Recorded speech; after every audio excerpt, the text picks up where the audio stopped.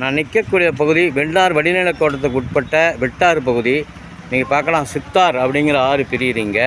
இது வந்து திருவாரூர் மயிலாடுதுறை இடையில கங்களாஞ்சேரிங்கிற இடத்துல பாலப்பணிகள்லாம் நடந்துக்கிட்டு இருக்கிறதுனால ஒரு ஓரமாக தான் தண்ணி வருது. இதில் தண்ணீர் அதிகமாக தேக்கி வைக்க முடியாத சூழ்நிலை இருக்குது. இது கிட்டத்தட்ட தேவநதி இந்த இடத்துல தான் பிரியுது. நான் நிற்கக்கூடிய இந்த இடத்துல தேவநதியும் பிரியுது, அதே மாதிரி வெட்டாத்தில் சித்தாரும் பிரியுது.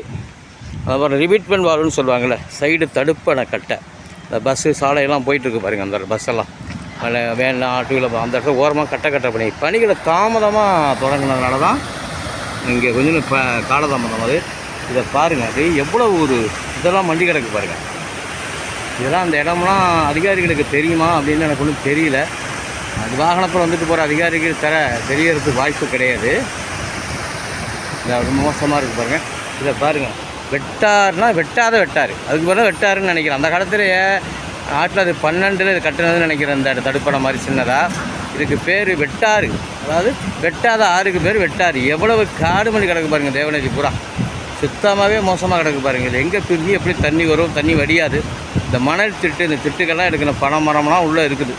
இங்கேருந்து கிட்டத்தட்ட ஒரு 25 கிலோமீட்டர் நாகூர் இருக்குது. வரிசலாக இருக்கக்கூடிய திட்டுகள் எடுக்கணும். வெட்டாத ஆறுக்கு வெட்டாறு. நன்றி என்றும்